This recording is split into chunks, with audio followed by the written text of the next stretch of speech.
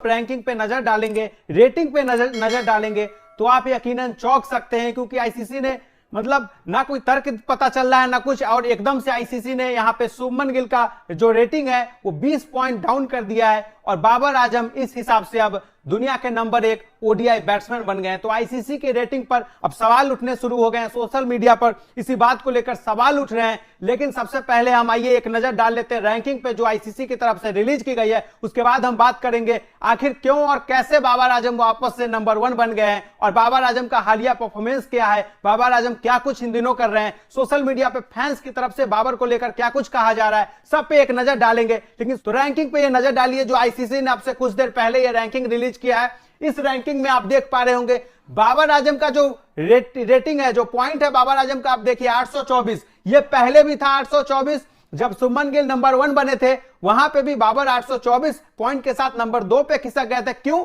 क्योंकि शुभमन गिल तब 830 रेटिंग के साथ दुनिया के नंबर 1 ओडीआई बैट्समैन बन गए थे। 8 नवंबर का वो घटना है। लेकिन इस वक्त आप शुभमन गिल को नंबर 2 पे देख पा रहे होंगे 810 रेटिंग के साथ।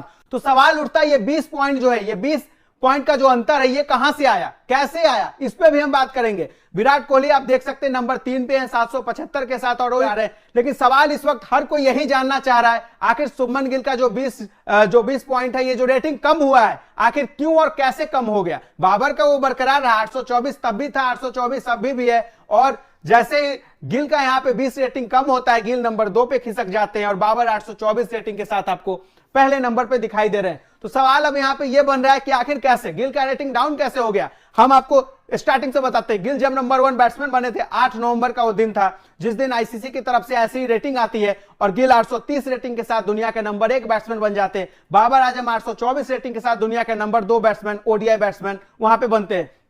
उसके बाद से अगर हम मैच पे नजर डालें, ओडीआई मैच पे नजर डालें, तो शुभमन गिल 3 ओडीआई मैच खेलते हैं तो 51 रन, 80 रन और 4 रन।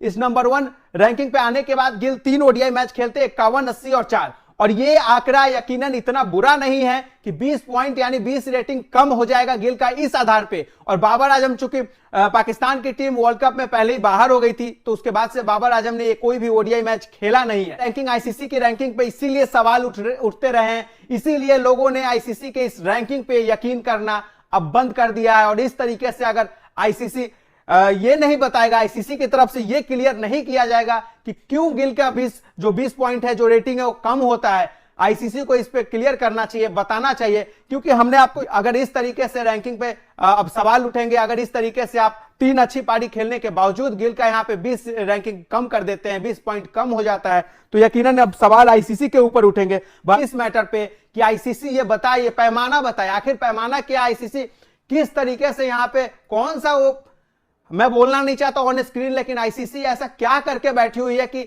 एकदम से इन्हें 3 में से कम तकरीबन 51 और 80 रन की 2 अच्छी पारियां गिल खेलते हैं, इसके बावजूद आईसीसी कैसे 20 रेटिंग कम कर देता है शुभमन गिल का। तो इस पे सवाल है कि आपके बैटर बाबर आजम बन चुके हैं एक बार फिर ओडीआई में नंबर 1। कांग्रेचुलेशन, क्योंकि वर्ल्ड कप के बाद ओडीआई में बिल्कुल भी अच्छी परफॉर्मेंस नहीं थी बाबर आजम की, पर अब बाबर आजम नंबर 1 बन चुके हैं। क्यों भाई? क्योंकि इंडियन टीम की बदौलत शुभमन गिल को हमने साउथ अफ्रीका के लिए ओडीआई में रेस्ट कराया। अब रेस्ट कराया जिसकी वजह से Shubman Gill lost the points as he was rested in South Africa ODI, मतलब उनके पॉइंट्स गिर गए क्योंकि उन्होंने वो साउथ अफ्रीका के ओडीआई मिस करे, उन्हें रेस्ट दिया गया। तो इसीलिए अब नए नंबर 1 आपको दिखेंगे बाबर आजम, आपके प्यारे बॉब्जी द किंग कर लेगा।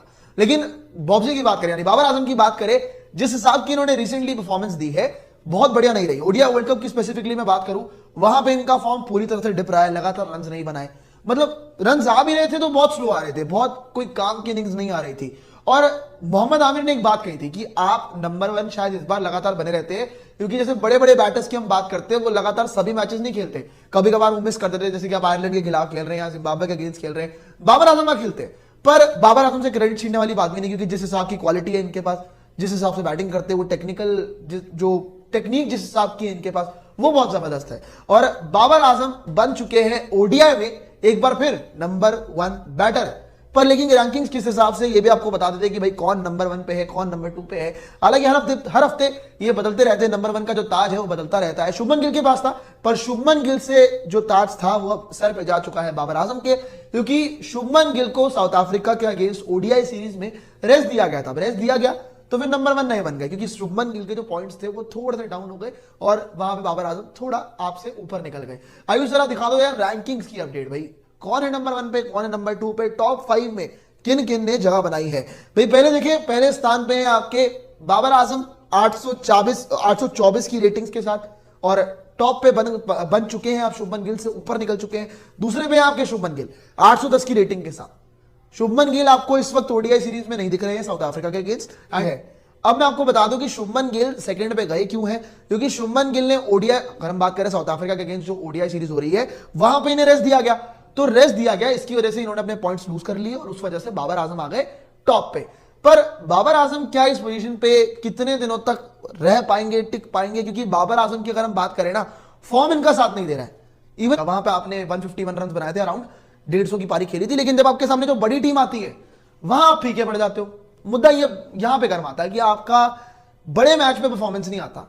आप कोई ओडीआई सीरीज खेल रहे होंगे, वहां आपका परफॉर्मेंस आ जाएगा, बड़े टूर्नामेंट में आप परफॉर्म नहीं कर रहे हो, यहां पे आप नंबर 1 रहो, कोई दिक्कत नहीं है, यहां पे आपको अप्रिसिएशन मिलेगी, क्योंकि हर हफ्ते रैंकिंग अपडेट होती है, आप कभी नंबर 1 डालते हो, कभी शुभमन गिल आ जाते हैं।